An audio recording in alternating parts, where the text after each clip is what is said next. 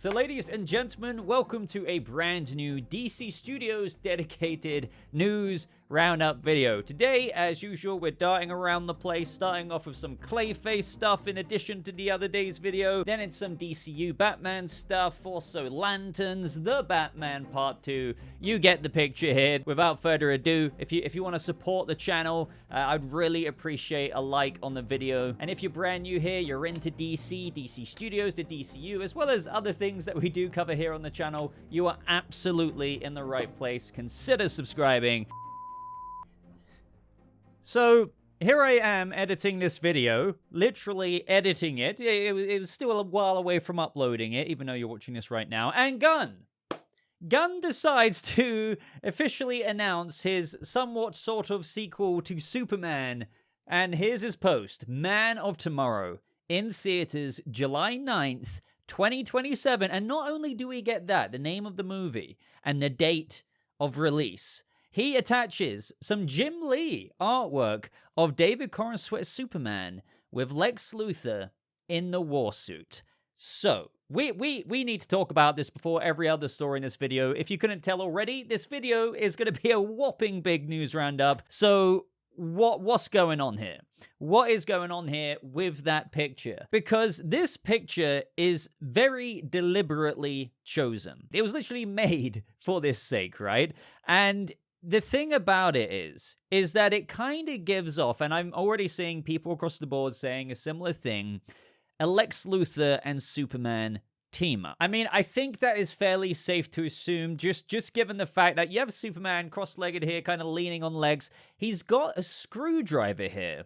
Now, you know, I've seen people make jokes about this, being like, oh, is he going to take Luthor down with the screwdriver? You see a couple of screws on the floor. But, you know, I think that's deliberate in the sense that maybe he helps him build the Warsuit in the same vein. I'm already getting into the rabbit hole here. But in the same vein as, like, how Superman in the Fortress has, you know, helped build these Fortress robots. And, you know, given whatever the reason is, which we're about to get into with a couple of theories as to why Lex would team up with Superman, they would maybe need to combine this technology that Superman has and Lex has to kind of come up with something that, you know, could face this threat together. Now, I know some people right out the gate might be like, really? A Lex and Superman team up? Are we really going to kind of do that with the, you know, this is Lex Luthor and Superman. But don't forget, out of, you know, the whole comics history, this has happened before out of necessity. And the whole Man of Tomorrow title here is something that I think absolutely applies to both characters. Like Superman, Man of Tomorrow is a title for Superman. There's many out there. But the thing is, Lex Luthor, especially with what Gunn was doing in the DCU here and getting into Nicholas Holt's take on the character, he has always been vying to be the Man of Tomorrow. This is one of the reasons why he has such disdain for Superman ever since he came on the scene 3 years ago. I mean, Lex doesn't like metahumans in of itself, as he said in the Fortress, but on the larger side with Superman, Superman's title of Man of Tomorrow has happened so effortlessly, especially in Luthor's mind. His is like a natural designation, and that is just what makes Luthor resent him so much. So Luthor's worked so hard to be Metropolis's and the world's Man of Tomorrow, and then you have Superman, but now Man of Tomorrow can kind of apply to them both, especially with whatever the plot of this movie is. Now, I do want to make it clear, and like there's a take that I completely agree here with what DCU Update said over on Twitter. Theory. I think James didn't call this a full sequel because, do you remember, it was like a sort of kind of sequel consisting of the group of characters that is in Superman,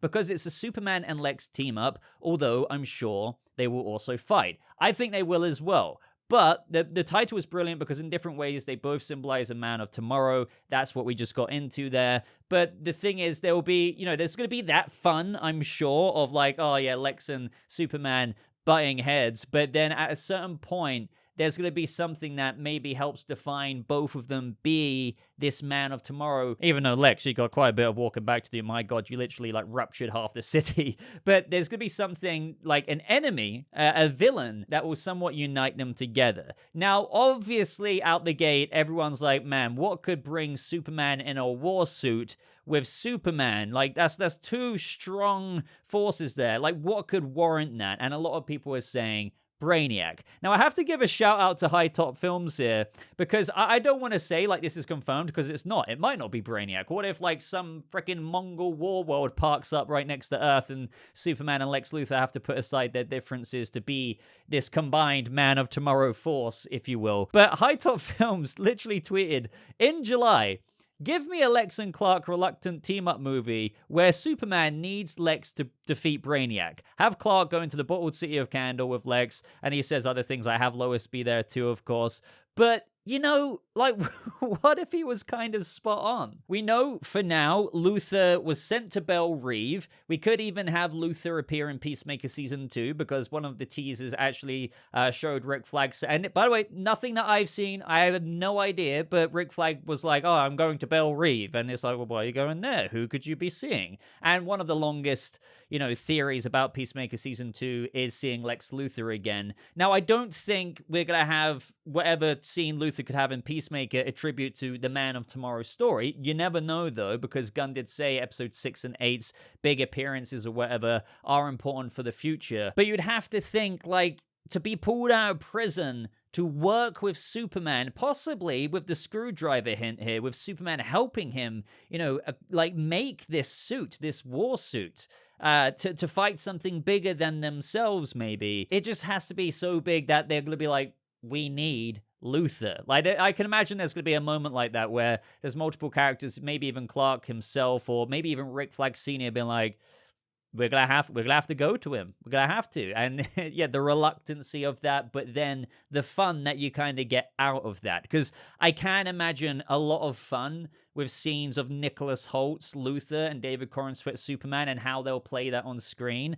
Again, I'm not saying they're going to be best buds or anything like that. In fact, I really don't want a proper redemptive, like, by the end of it, good boy Lex Luthor in the DCU. I think they should absolutely make this a reluctant kind of thing, one that can provide entertainment there, assuming hypothetically this does go the way we're all speculating about, at least so far. But he's still Lex Luthor at the end of it. It was just out of necessity, and, you know, you get this Man of Tomorrow ride that goes down crazy avenues with possibly who the heck they're teaming up against. Like, don't forget, there's going to be more characters, possibly even Supergirl, as a lot of us were thinking, maybe even some of the Justice Gang. You know, this could be quite a formidable threat. So I know I keep going around in circles there, but I just can't really get my head out of the whole, look at the way they are in this image. It's definitely trying to tell us something. So let me know your thoughts on that. I feel like I would talk about this for a lot longer, but, you know, I need to kind of let this digest a little bit. The other thing I just want to leave this off on before we get into everything else from kind of past Boba is just in theaters, July 9th, 2027. That is nuts. That is so crazy. I mean, we know that Gunn said that it will be, like, his sequel would be in production sooner than you think kind of thing. And boom, it kind of will be. I mean, to get this movie out for July 9th, 2027, just to give you an idea, don't forget that Superman entered production in February of last year. They were in pre-production before that, and so then they shot for a few months, and then, you know, we went into the new year, and then boom, you know, marketing started picking up even more, and then July 2025, we got Superman. So you can look at maybe a similar window for how they really might be trying to start filming towards the beginning of next year, maybe February-ish again, because I think it was technically, what was it, like February 28th? So they would be entering pre-production not too long from now. Or maybe they kind of already have got some sneaky things on the move. Like, Gunn has gone like the Flash with this. And we know, like, this isn't, I know I've already read some people say, oh, there's no way that this isn't rushed. And I get concerns about that. But if there's one thing that Gunn has proved, I mean, you may not agree because you might not enjoy every Gunn project, but Peacemaker is a pretty popular show. A lot of people love it, and he wrote those 2 seasons so incredibly fast. And he's written this Man of Tomorrow script. I mean, it's into the script phase, but that treatment was done lightning fast as well. So I think that's just one of Gunn's talents. Now, again, as to whether the movie will be good or not, that's remains to be seen. But yeah, I guess just Gunn taps into the Speed Force when it comes to development, and he just wants to get this going. But don't worry, guys, we will revisit this very soon. I'm going to be doing having a DCU Chapter 1 discussion series video before you know it. So what I would say is, make sure you leave any and all questions about this, the larger DCU, anything. You know what the DCU Chapter 1 discussion series is about. It's not uniquely Superman, it's anything. Fire away, but obviously fire away about this topic quite a bit because, yeah, we need to ramble, we need to speculate in like a 40-plus minute video. But back to Past Boba with all of the other stories. So let's start right at the beginning. First of all, I want to very briefly talk about Tom Rees-Harris and his disfigured injury look. I don't quite want to call it pure Clayface look because this is him after the incident and I suppose before he takes the substance, maybe renew you or whatever they're going to freaking call it in this universe. I'm not going to show it in a video. I know that annoys some people because they're like, Boba, I saw this YouTuber showing it. Well, with me, I don't want to take any risks. I actually know quite a few YouTubers, very big ones, who have been contacted by the imaging license people being like, well, if you don't buy our license, we're not going to take this copyright strike off, all that kind of stuff. So I only want to use photos that I have permission for. Shout out to the guys. I give credit to those guys who let me do that in the description down below. Give them a follow because they may get more Clayface set photos, which we're about to get into some others with the Gotham City map. But very briefly, what I like so much about this is it really reminds me, I know it's quite easy to say, but Feet of Clay. Shocker, shocker, Mike Flanagan's script that he wrote for Clayface is inspired by Feet of Clay from Batman the Animated Series. We know from footage the other day that I showed you guys, we saw him on a stretcher getting rushed in. So this is evidently after the accident that takes place to Clayface. We don't know how this iteration is going to do it exactly because, they could do it in a little bit of a different way that we learn the true nature of why this accident happened. Or maybe it could have just been a simple car crash, but he does look very disfigured. That's what I will say. Or should I just say we knew that he had bandages on his face the other day, but as he's going into court, now the new image is showing quite a bit of a mangled side of his face. Like some of his face is intact, but what I like with what they've done is it reminds me of Feet of Clay because you see in the animation there, his face is kind of sagging a little bit, and on one side here, it's like one part of his face is sagging down. Now that's not with any substance. I think that's genuinely just the injury he sustained, and that will really get to him to the point of where, as per reported by Nexus Point News, Dr. Caitlin Bates may be able to help him. I know many of you have seen that online. If you want to see it for yourself, it is very easy to find. Just go on Instagram, Twitter, type in Clayface, boom, you'll see Tom Rees-Harris and his disfigured look. He is wearing a bit of a mask to cover up half of his face as well when he goes into court. And, when he's going into court, from what we can see from these recordings, we get a lot of reporters on set trying to say, Matt, don't be shy and things like that. And, I feel pretty bad, in that sense, because it's kind of a reflection of the press in real life in many times where you have a celebrity and they're just trying to get on, they're just like wanting to get the snapshot of his injured face. That's what they want to slap on their newspapers or online articles. Because don't forget, like Matt Hagen is still going to be apparently an actor of sorts, which is why there'll be a bit of a presence known about his incident, his accident that disfigured him. Because again, as Nexus Point News pointed out here, Hagen is a handsome up-and-coming actor who's attacked and disfigured. So I know I was saying, is it an accident? Well, Nexus Point News is saying that he was attacked. So I don't know if there's someone out there who really didn't like how he was up and coming. Maybe they tried to control him and maybe he turned them away. He is known in Gotham, which is why obviously he would maybe want to seek a way to fix his face because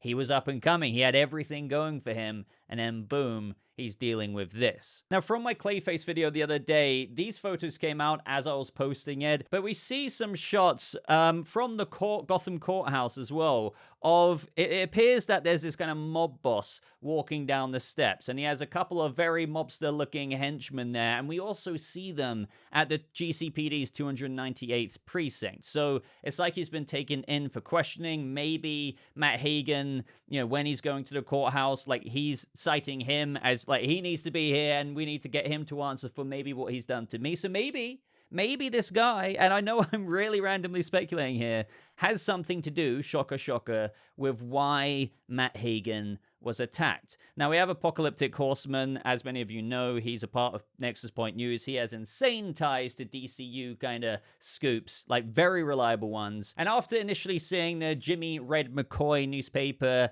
a few days back, he said, I could be wrong, but I don't think this is the main villain of Clayface. He's an OC crime boss with a different name, and they were trying to cast bigger name actors. So I think most of us agreed that, yeah, the Jimmy Red McCoy newspaper thing, you know, it could be an in-universe reference thing, but it could just be set dressing. And then cut to this guy that you're seeing on screen that I've just been talking about. Apocalyptic Horseman says, well, it seems like he might be the villain after all. Anybody recognize the actor? That's something I have for you guys as well. I don't recognize him. They wanted to cast big names and offered it to some big people, but I can't tell who this is. And again, neither can I, but it does seem clear to me that he is some kind of mob boss in a way, the kind of guy that you would imagine rocking around Gotham City with some very blatant looking henchmen there up to no good, keeping their boss man happy. Initially, when I first saw him, I was like, is this gonna kind of be like a Roland Daggett thing from Feet of Clay? He was in charge of Daggett Industries, and as you're seeing on screen, he had his scientists develop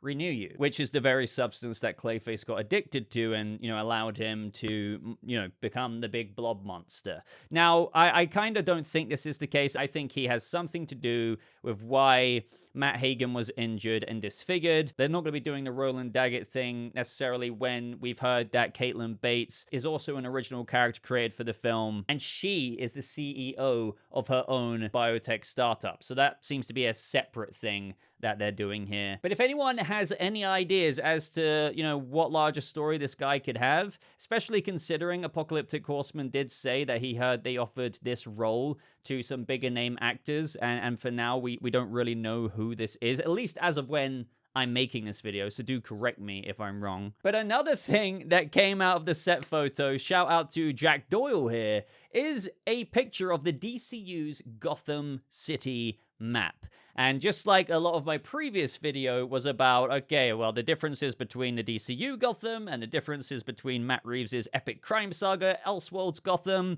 a lot of people have, you know, been debating about this. Now, I do want to make it known. I read your comments. I'm very aware of it myself. We're all, a lot of us are very exhausted with this topic. A lot of you are saying, Boba, when is this going to end? I just don't think it's going to end until literally a DCU Batman actor is cast, or they actually confirm, no, we are doing the merger, right? I bring it up because it is an ongoing discussion. When set photos come out like this, people do want me to talk about it to get my take on it. So please excuse me when it comes to that. Now, with the Gotham City map, one thing I will say is, as usual, a lot of the Merge Bros, they're now calling themselves the Merge Bros, which I do find funny. They're saying, well, this looks the exact same as the Matt Reeves Batman map. And they were citing the Matt Reeves Batman downtown zoomed in version of the map, which you may have seen if you have the Art of the Batman collector's book. You know, I have it somewhere over there on the shelf. But that was just one of Gotham City's islands on the map, on the Matt Reeves Batman map, which included Tri-Corner on that island. Now, when we actually see the whole Matt Reeves Gotham City map, I don't see how these are the same. Some people were saying it is.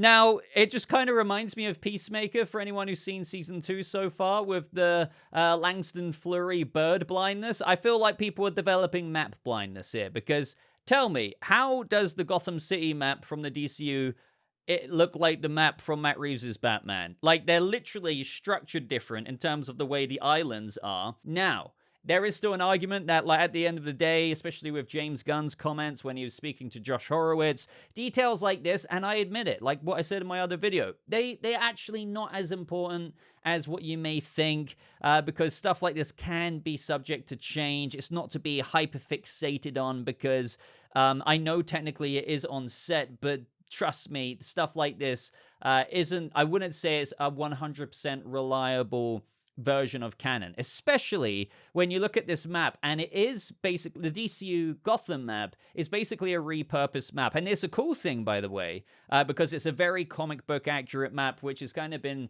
reused across different things. You know, a lot of people are saying, oh, this is just like the Batman No Man's Land map. I mean, if you go on the freaking Batman wiki page, it's literally kind of ripped from this image here. And I don't think that's a bad thing, again, because what I like about the kind of more traditional, very comic book accurate Gotham City map is that it's very comic book accurate. What is on there? Well, what I found really cool to be on there is, like, you see Wayne Manor. Like, that is literally labeled on the city, which is very interesting. Now, if you really want to obsess over details like that, well, you know, in the Batman universe, Wayne Manor was turned into Gotham Orphanage, and, like, it was completely shut. I mean, you know that point when we have Gordon and the Batman himself go into Wayne Manor to look at that recording of Thomas Wayne, and then Bruce rushes out there, but you had a load of drop heads there. It was completely run down. Wayne Manor is kind of no longer Wayne Manor. It's Gotham Orphanage. But in the DCU Batman world, in the DCU Gotham, Wayne Manor is still listed on there. Like, so maybe Bruce Wayne, surprise, surprise, actually still lives in Wayne Manor in this universe, which I would really like, by the way, because I really appreciate how Matt Reeves had Pattinson's Bruce live in Wayne Tower, like at the penthouse, with that very still, like, gothic interior Wayne Manor architecture. But, you know, with Ben Affleck's Bruce, we didn't really see Wayne Manor.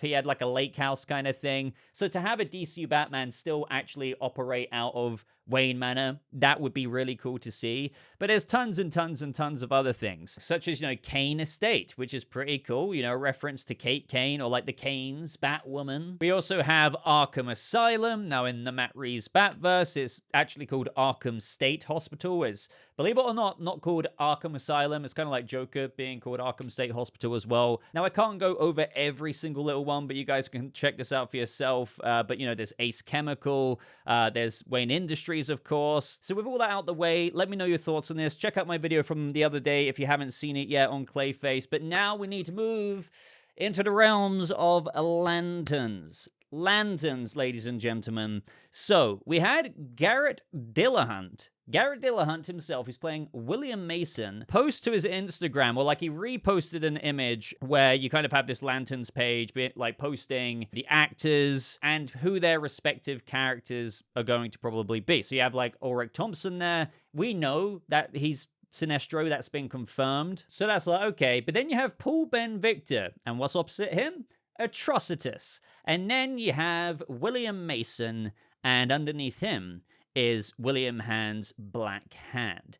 And he put a little emoji. Now, I do want to say out the gate that this might mean nothing. He might have just, you know, out of promotion reasons, or like kind of teasing a little bit, like, oh, you know, this isn't me saying it's right or wrong, but let's garner some attention, because no matter what, doing this gets us talking. I'm doing it right now. But if you haven't seen my Lanterns video already, like everything we know about Lanterns so far, please do check it out. I think you'll really enjoy that video if you want to deep dive into why Paul Ben Victor may very well actually be Atrocitus, and why, just maybe why, Garrett Dillahunt could be playing Black Hand. Or if it's not Garrett Dillahunt's William Mason playing Black Hand, it could be his son, Billy Mason. Now, that's not to say, for anyone who may be new to this but knowledgeable about things, that they're going to do a Blackest Night thing right in by episode 4 or 5, or even in season 1. No, like not even in this first couple of years of the DCU, but there could be very slow setups of things. There could be kind of inspirations of like an ancient horror trying to be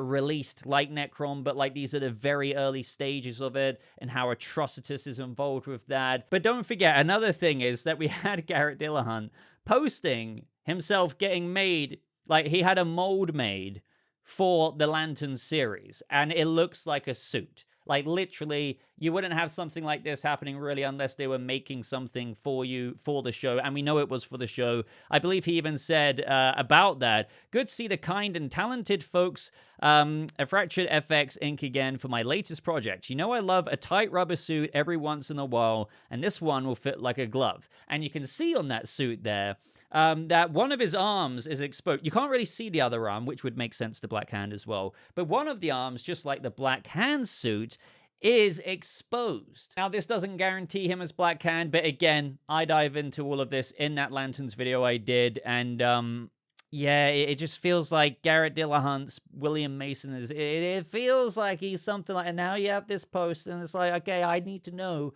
what you guys think. And now one additional nugget from Lanterns. My God, this is just, I really want a Lanterns trailer. Please, a teaser. Obviously not a trailer yet, but like a teaser. But my God, we get a nice little nugget here of, and I say it as a nugget, but we see Aaron Pierre's Jon Stewart, and he's behind the camera. So, like, this is actually a shot of a scene, and I think he's in the Rushville precinct, because we know that that this is taking place, this murder in the American heartland is taking place in Nebraska. I've learned that the town is apparently called Rushville, and we have Kelly MacDonald in the scene as well, who's playing Sheriff Kerry.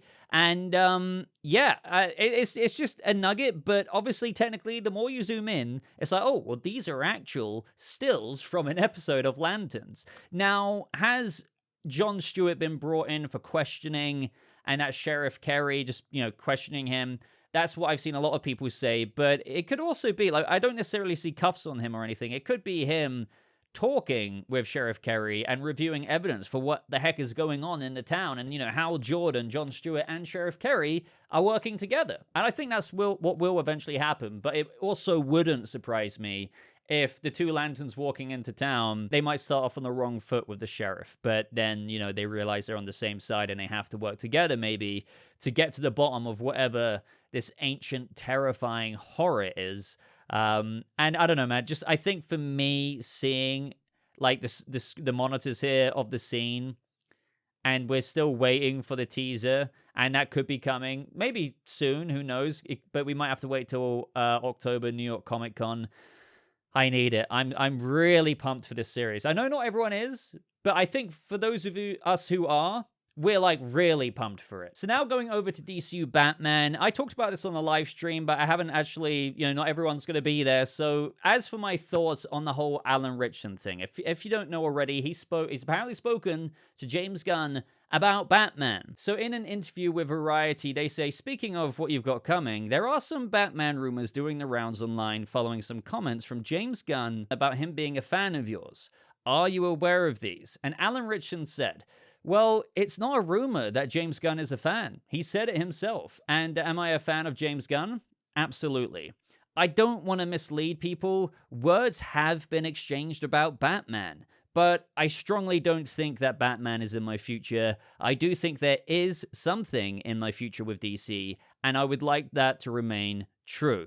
So, basically, he is saying that he has spoken to James Gunn about Batman, and then literally proceeds to say after that, yeah, I strongly don't think Batman's in my future, which, you know, isn't hard to figure out that James Gunn, after speaking with him, was like, look, for X, Y, Z that we don't know, you're probably not going to be Batman, but trust me, Alan, I want you in the DCU as X, Y, and Z as well. I personally see him as a bunch of characters, from freaking Wildcat, which we saw on the Hall of Justice mural, to friggin' any JSA character, to be honest. I can see him as Hourman, to, you know, a lot of people.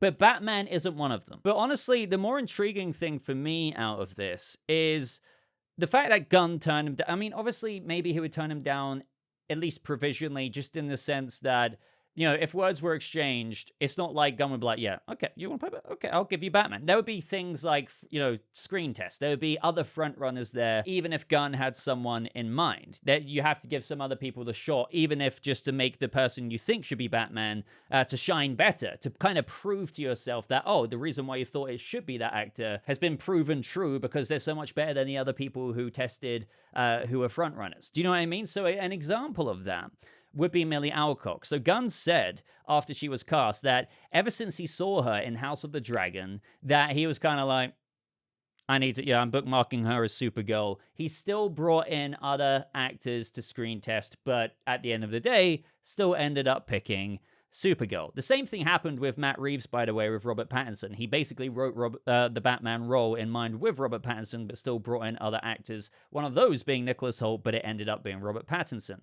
So I kind of suspect, it wouldn't surprise me if Gunn basically has somebody in his mind. Maybe there's one or two people where he's like, I think that they're going to be my Batman potentially. I can't wager. 100 grand on that or anything. So what I'm going to still do is bring in 4 or 5 or 6 other frontrunners to screen test, but it still may end up being the person that I'm really confident about. Unless, obviously, in the screen test, there's somebody else who just completely outshined who he thought was going to be Batman in his mind. So we don't know who that is. I know a lot of people were looking into that comment from the Peacemaker podcast where Gunn said he was watching 1923 recently and all of that stuff, and people thinking that it's Brandon Sklenar and that Gunn was doing research for Brandon Sklenar. But it could also, I mean, at the same time, guys, it could just also be he was enjoying 1923, right? But at the same time, yeah, I could completely understand how it could be the House of the Dragon Millie Alcock thing after how he saw 1923 as like, this guy could be my Batman, but we're still going to have to screen test him with 4 or 5 other people. There's absolutely no way of us knowing the truth about that. But yes, I think my takeaway from this is that Gunn probably has at least 1 or 2 people in mind for who he thinks probably will be his Batman, that he's definitely going to bring in for screen tests if they're available and if they want to, right? Also, by the way, James Gunn did say that he won't be doing a Batman who's middle-aged in the DCU because I think he wants him to be more contemporaries with Superman. So roughly a similar age, but might be like a year or 2 older. And he's also said that as well. Now, Alan Ritchson is 42 years old. By the time maybe DC Batman stuff really gets swinging and in production, you know, it might be coming on to 44. So, like, you know, I think that's fair to say we're kind of breaking middle ages kind of ground there. That's not me saying Alan Ritchson looks that way. And we all know that in universe, you can play a character younger than your real life age, right? But I still think Gunn is going to try his best to cast somebody 34 to 36 years old for the DCU. And there are obviously actors who are popular fan casts who are around that age. I know not everyone's on board with it, but like, come on, let's be real. With every Batman casting, even Robert Pattinson, like no matter who it is, people will literally be completely split down the middle. And if there's one thing that I could change about conversation surrounding it, even if you have a different opinion, even if you have a different preference for your DCU Batman fan cast, is can we just be a little less, you know, combative about it, less patronizing, less rude? Why does it have to get like LMFAO, laughing face times 1,000, you're stupid, dumbass, this, why? I don't know why. But man, if I could change things, it would be that. Like, again, you can not like this said fan cast. You could prefer this fan cast, but why can't we just be like, okay, yeah, that's cool. I just prefer this guy, man. You know, I get why you like that guy, but this guy's my guy for it. But no, it turns into a frickin' you know, flame war online. But either way, let's move on now. We were just speaking of Batman. So there is something else, or another actor who was kind of being talked about as Batman for a while, and that's Chris Pratt. So James Gunn said that Chris Pratt wouldn't be Batman, though he could appear elsewhere in the DCU. So Gunn literally said, as Batman, no. Like, he outright said no. As something else, yes. Now, we've actually known for a long time now that Gunn would bring more of his Guardians of the Galaxy cast over to the DCU, but it just remained to be seen. Like, this could be 4 years in, 7 years in. Now, I guess I would just flip this over to you, since Gunn is straight up like, no, but as something else, yes. Who should that be? I know some people also say Booster Gold, or like they could see Chris Pratt as Kite Man or something else. Chris Pratt, it's the odd thing, because initially I thought, well, you wouldn't cast Chris Pratt unless he was a big role. But then again, maybe you still would. Like, because Chris Pratt might not want to be like hugely cinematically tie as an integral character in the DCU. He might just be like, okay, like James, it might pop up here and there, but have you got a character for me like that? So it could still be smaller. Now, as for Barbara Gordon, I've seen a lot of people say, like, Barbara Gordon's confirmed in the DCU, because we had this user on Thread saying, will Barbara be Oracle or Batgirl in the DCU? More specifically, Brave and the Bold. And Gunn just replied, either way, she's also a Ginger Cool. So that's a reference to Langston Fleury in Peacemaker Season 2, giving Economos the nickname of Ginger Cool. And I get why people are saying, well, you know, she's in the DCU, or she's confirmed to be in the Brave and the Bold or something. And Gunn saying either, it's not a no, but it's also not a yes, is it? But if you've watched me before talk about Batman, and I do that quite a bit here on the channel, I do expect Barbara to be in the world. I think that's something that isn't an outrageous expectation. And as I've said as well, there's ways of including more Bat family members, yes, even Tim Drake, if you do things like condense down the the Robin training, the chronology of the timeline a little bit. I know not everyone's a big fan of that. We all have a different way of maybe how things could be executed. Maybe you want to skip over somebody. You could have Barbara Gordon having already gone past the Batgirl role, and yes, actually in Oracle mode as of when we pick up with Brave and the Bold, even if Bruce Wayne is like 36, 37 years old. That's just my take, though. But yeah, I would say that for now, in my mind, Barbara could already be Oracle. Like, the Killing Joke could have basically already have happened. And that's just, as much as people don't like how we've had some DC history that we've arguably missed, such as Jason Todd dying. Like, that's pretty much a given, right? Most of us expect that. It's just a result of us already picking up in the DCU where the ball's been rolling for a long time. I mean, just look at the Hall of Justice Metahuman mural. So as for the Batman 2, ladies and gentlemen, we're so close. We're so close. Oh, man, we are so close to getting some more things of substance. I know I've been saying this for a while, but we are. We're in September now, people. Before you know it, we are going to be getting nuggets. Like you know how Clayface is nuggeting right now? We're extracting this sounds weird. Same thing will happen for Batman. So, the Batman Part 2, apparently, according to Deadline, will be filming in April 2026. That's not shocking, just because we heard from Warner Brothers Discovery themselves that it would be shooting in the spring. Now, spring officially starts around March 20, early 20-something. So April, yes, very much so spring. But we also have Colin Farrell acknowledging that he's finally read the Batman Part 2 script. And he says, I haven't got much to do on it, just a little bit. I read the script and it's extraordinary. And that's something we've known anyway. Like, Oz is the kingpin of Gotham now. He's likely going to be one of the entry points to the movie, to be honest, because post-floods and everything like that, we've seen the Penguin Season 2. We had Councilman Haiti after saying basically it's going to help Oz, feel welcome in a place like City Hall, which is starting a bit of like a Councilman Cobb, Mayor Cobb storyline. He says he's going to have to look squeaky clean because he's going to be subpoenaed. And when you're subpoenaed, you are going to be brought before a board, right? And maybe on that board, you might have Bella Real there. I'm hoping Harvey Dent as the new DA. So I do think that will be a bit of connective tissue after the Penguin series, and you're going to see Oz really worm his way out of like his connections with Carmine Falcone, because that's what they're looking into. So I think he'll have some things like that. I think he'll be littered a little bit throughout the movie in the same ways he was in Part 1, and how, Carmine Falcone, John Turturro's Falcone, was a big character, but wasn't in it a whole bunch. So imagine that kind of presence. And to be honest, even though he didn't have too much of a presence in the first movie in terms of like screen time, when you watch the movie, it still feels like, oh no, yeah, the Penguin was in that quite a bit, but he actually kind of wasn't. So I do like that effect, and I think his looming presence is going to be interesting, and it's something that can be continued into the Penguin Season 2, because we do know that they're working on that. Now, we do have Colin Farrell, speaking on that note, say this about the Penguin Season 2. I have no idea if it's happening. I know that I heard rumblings that they were thinking they'd like to do a second season, but I don't know if it's a good idea. I don't know the way you go back to the trough, and part of me wants to go, just let it go, people. We got away with it. Leave it as it is. But look, if they came up with a fantastic idea or something like that, of course, I'd be open to it. And again, they are working on it. Like, they absolutely are. I've even heard behind the scenes, this is absolutely happening. It's just they don't want to, open their mouths too much about it when they're winning awards for a limited series and things like that. I don't think it's something they're rushing at all. That's something to remember.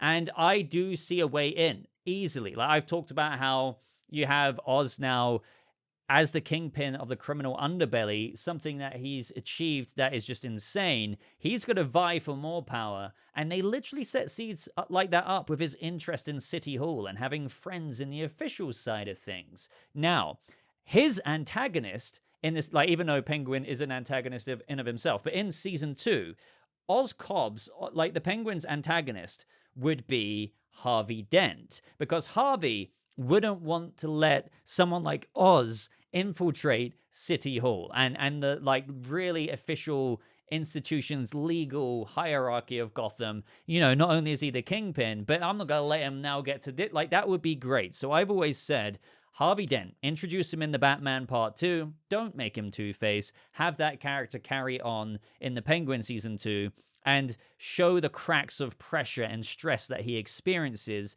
that let out a little bit of a big bad Harv every now and again, because Oz is just countering him at every corner, and Harvey's just trying to nail him down for his crimes and prevent him from getting into city. You know, that kind of thing. I see it in there. I think that's an organic way to do it. That might not be the way they do it, but there's so much they can still do here. But it, you know, it doesn't have to be got to like that, does it? You know, we can wait a little while. But I think that is everything I'm going to waffle on about today. Let me know your thoughts on everything we discussed today. If you're still watching right now, you know what I'm going to say. I really do mean this. I'd really appreciate 2 seconds of your time. Click the like button. I'm just going to wait for you to do it. Did you do it? And until next time, ladies and gentlemen, I hope you have a lovely rest of your day, and I'll see you guys in the next video. Goodbye.